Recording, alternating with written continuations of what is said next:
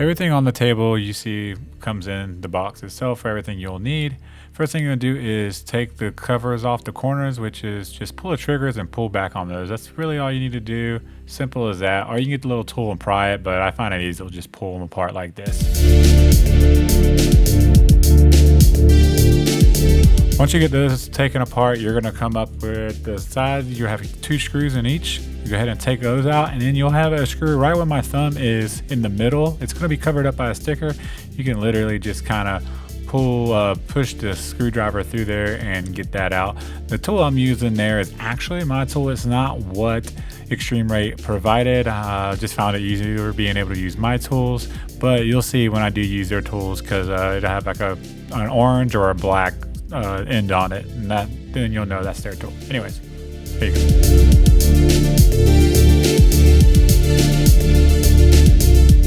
Once you get the screws out, everything will just kind of come apart, the front and the back of the controller itself. And you can just place those out of the way, because we're done with those for the most part.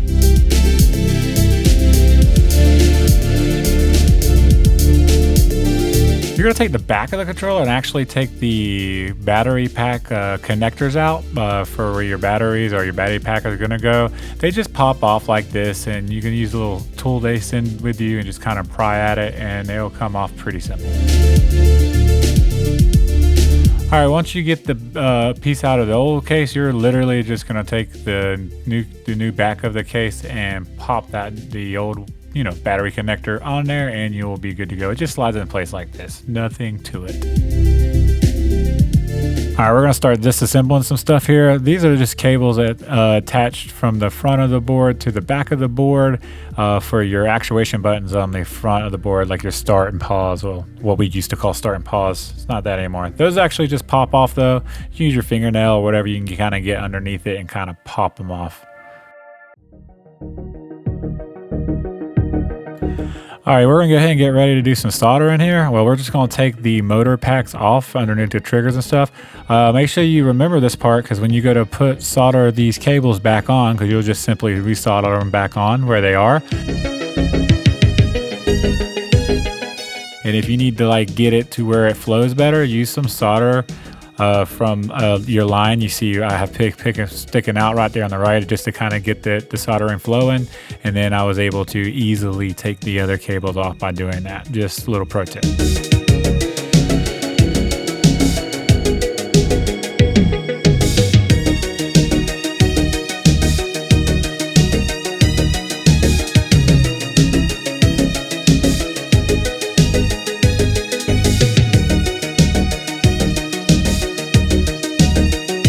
Okay, now we're gonna start taking the screws out. I'm just kind of pointing them out here. Those are what you're gonna take out to get that top board off.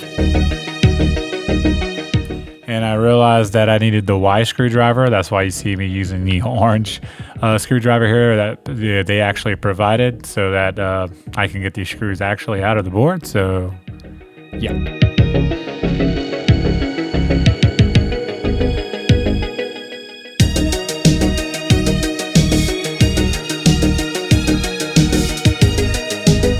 This is where the fun starts. This is gonna be your first ribbon you're gonna put in. You just see how I put it in there. It lays in there pretty much the way it's supposed to. You just kind of gotta get it shaped right in there, and then you can see that it's pretty much simple as that.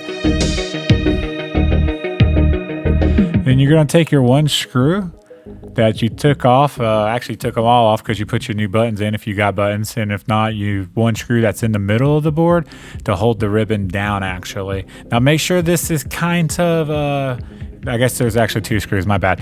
Make sure that you have it lined up perfect where you're gonna be making solder and joint points at, so that it's easier to do and the ribbon will actually bind to the board like it's supposed to.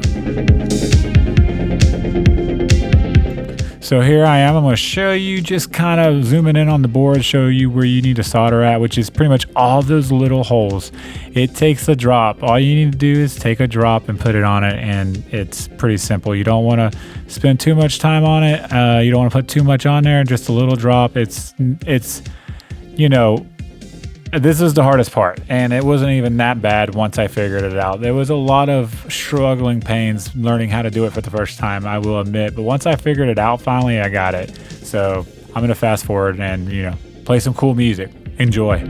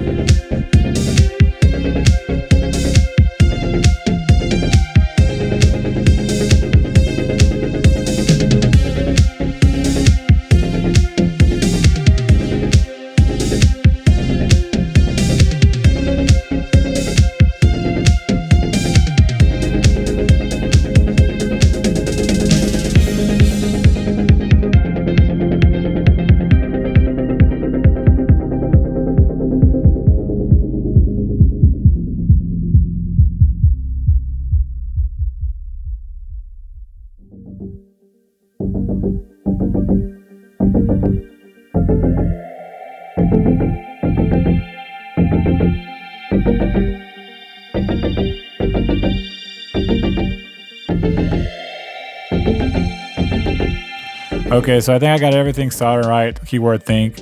I put the board back on. When you put this board on, make sure it clips down into all those pins right there, because if not, pro tip, your controller will not power up. I learned this the hard way, spending about 15 minutes trying to figure out why the board didn't actually power up, because I just kind of laid it on there like this. And yeah, just wanted to throw that out there, and we're moving on. So we're moving on to the second ribbon that's going to go on the top of the board here. And again, it just kind of lines up. You'll see, you can kind of pretty much just copy what I'm doing because you're on the same controller. And this one has all the same soldering points. Every little hole you need to put a dab of soldering on, the grounds and all, to get it to bind to the board like it's supposed to. If not, you'll have issues later. You can see me kind of getting ready to go. And literally just, something I kind of figured out is I kind of laid it on there and just touched it and then pulled away. And it literally seemed like the easiest way for me to do it. Kind of have an issue here evidently because I'm still learning that, but I think I eventually learned like, oh, if I just touch it to it like it's supposed to, it'll work. Anyways, I'm rambling. Enjoy the music.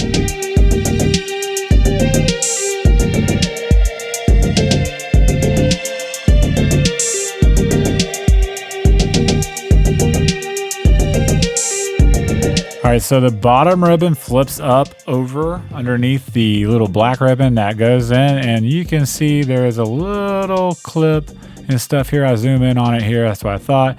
You got to push it in there and then flip the clip down on top of it so it'll actually stay in place. You want to make sure you get this locked in, and it was a hassle, I'm not going to lie. So you see me kind of flipping that piece up where it's supposed to go in at, and you just kind of work the piece in there and eventually get in there and it'll seat right, and you'll know it because once you put some pressure on it and try to pull it out, you can. Once you finally get that in, you'll do the same thing to the blue side. You want to make sure that gets in there all the way good and clip it down just like you did with the other one. And this is important because this is going to be your little board tester to make sure everything is soldered right before you put the controller back together. So you definitely don't want to skip this part, guys and gals.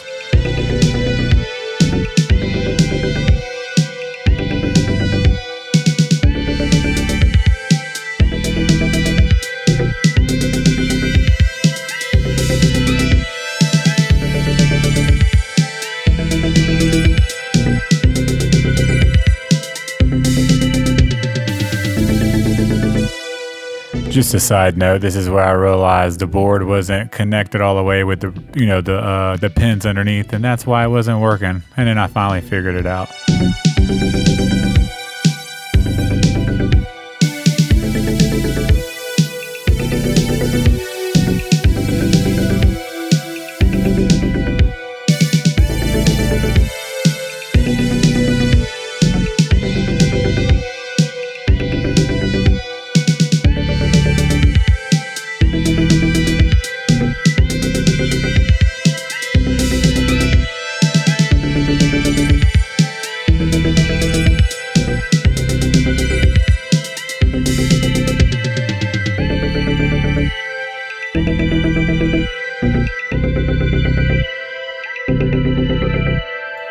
Okay, as you can tell, there's some lights that wasn't lit up, so I had to go back to underneath. And the cool thing is the board actually has the numbers on it, so you just kind of gotta go underneath and look for those numbers on the ribbons or on top, wherever you are, and just hit them with solder. And again, as you can see here, I ain't gonna lie, I got pretty nasty and messy here because I couldn't get it to stick. This is where I had the issue before I put the cover back on, and it was definitely an issue. So I played with this probably for 20-25 minutes, to be honest with you, but I finally eventually get it. So yeah, we'll fast forward through all this and you can hear some good music.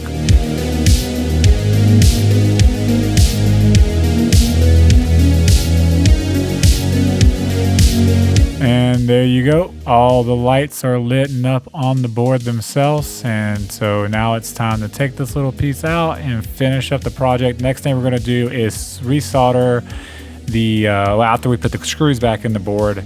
We're gonna oh, never mind, we're actually going to, oh, look at there, we're doing this on the spot, guys. A little adhesive, you're gonna peel off the back, put that back underneath it, then put the little piece back in, and then we'll put the screws in.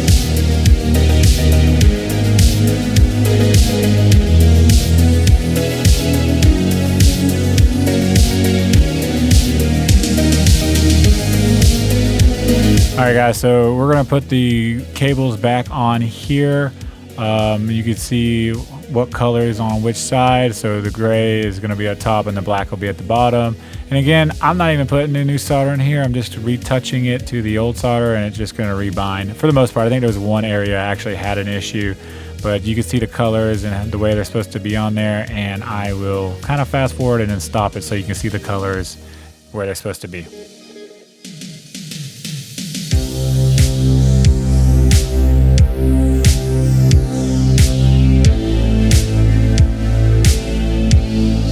So same thing on the other side, gray is going to be on the outside, and then black will be on the inside.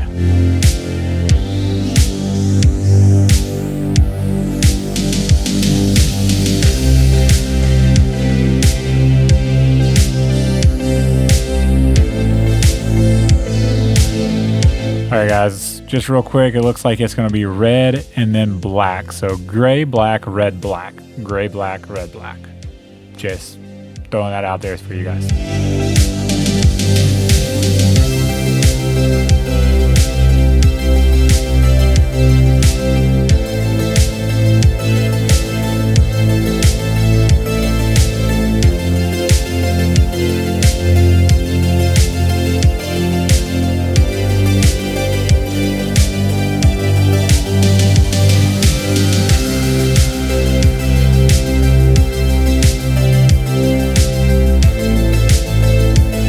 And again, it's the same thing on the other side, by the way. It's going to be gray, black, red, black. So gray, black, red, black. So same thing on both sides. Now you know.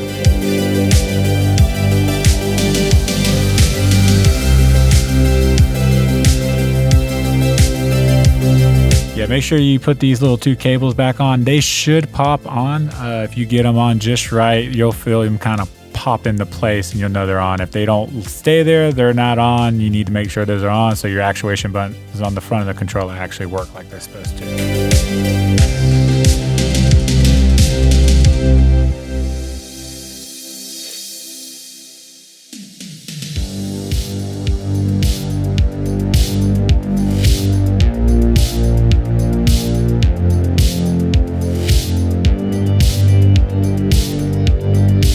All right, so we are on to the back of the controller, and what we're doing here is we're getting the ribbon and everything ready to put into the back of the controller where it's supposed to be and stuff.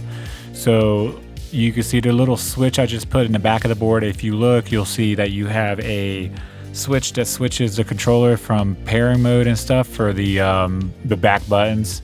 You want to make sure that is where it's supposed to be. It's pretty obvious how it goes in there. You can kind of see when I flipped it over right there, you can kind of see it for a split second. And you see me just kind of testing and making sure that it's working, it's in the right spot. From here,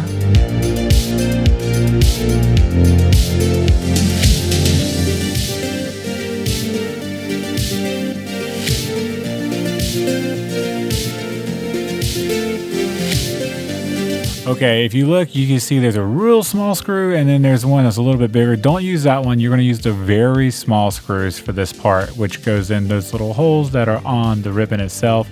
And yeah, I used the bigger one. That wasn't the right one. You want to use the little smaller, the real small ones. Real small ones. Remember that. And with the black head, Phillips head screwdriver. I think that's Phillips head anyways.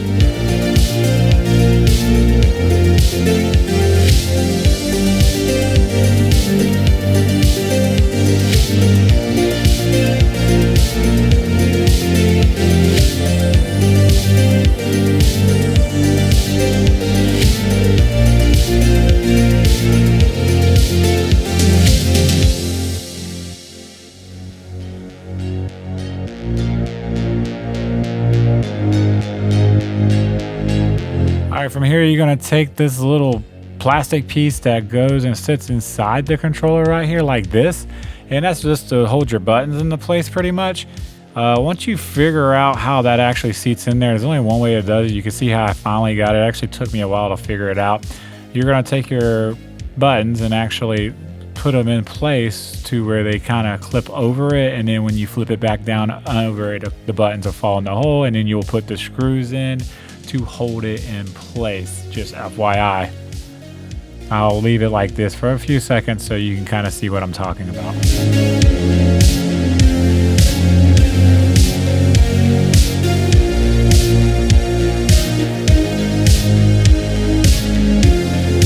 You see how the screw, how it just kind of seats in there. You'll know it seats in there. There's only one way it'll fit in there, so just, you know, make sure you do it right. And then we're looking for the right size screw at this point. Let's see if I show it.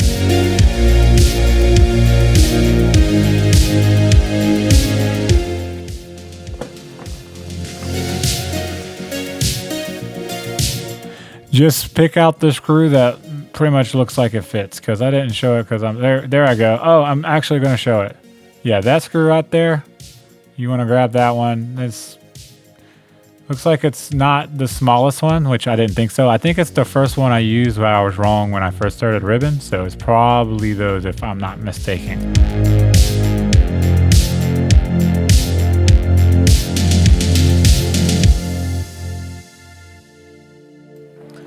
Again, you're going to take the other piece and literally put it on the other side like you did for the other side, and clip those buttons into place and slide it down and seat it in there and put the screws on. I'm gonna fast forward through all this because it's literally the same thing as the other side, just seating it right in there. I'll get it eventually, guys.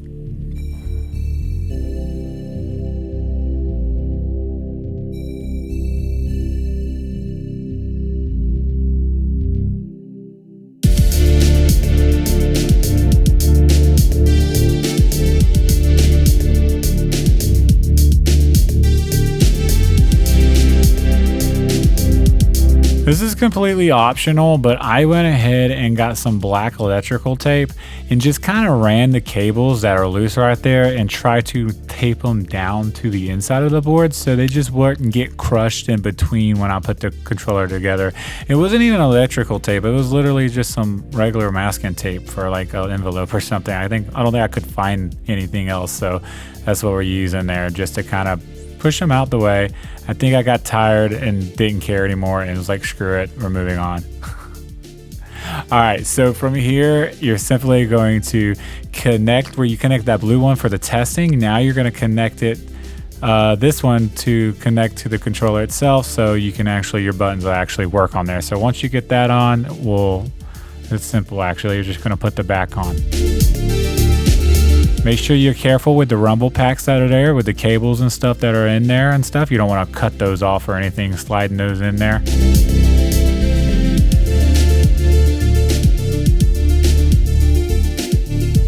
Make sure the little metal battery packs go in the holes. I start pointing those out. I realize that they kind of slide in there. So you want to make sure you don't bend those up and everything. See me kind of pressing the cables in, just getting them out the way and being, don't manhandle this part. We want to be easy and being nice and, simple, and not allowing your cell phone to go beep at you when you're recording a video. But yeah, just be nice and simple with it. Treat her good. And you can see it just kind of works and gets on there.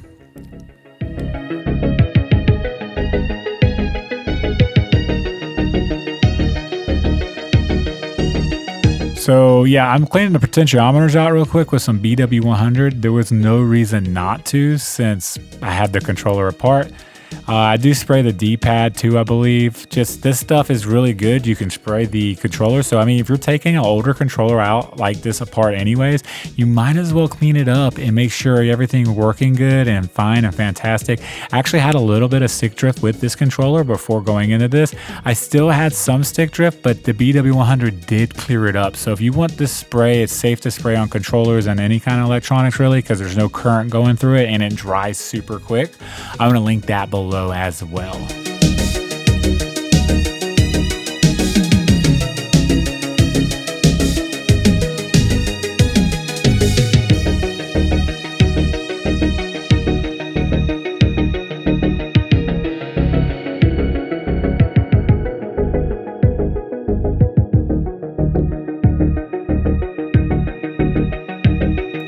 And here is where we just slide the front plate over like this. I mean, it's super simple at this point, guys. And you're going to put the controllers back, or the, excuse me, not the controllers, the screws back in the back of it to hold and bind everything together.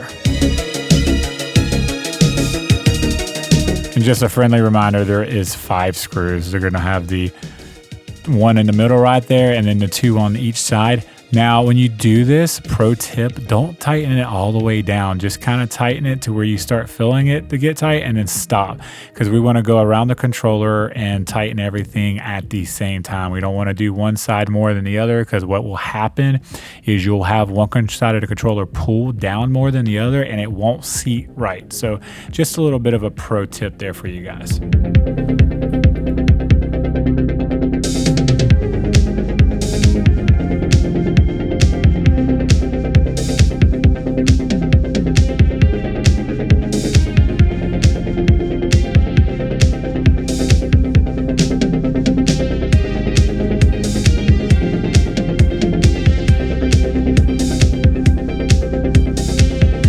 Alright, and once you get all the screws back in and stuff, you're literally just going to take your sidings like you took off at the very beginning, and they're going to pop back in place. Pretty simple, pretty good, easy to do.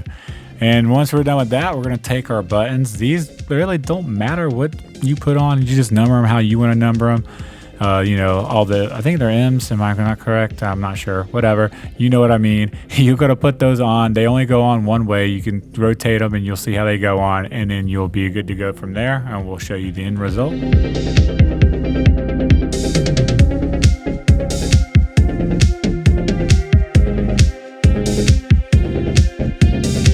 Just a big shout out to ExtremeRate sending this stuff out for me to do. My first custom built controller like this ever.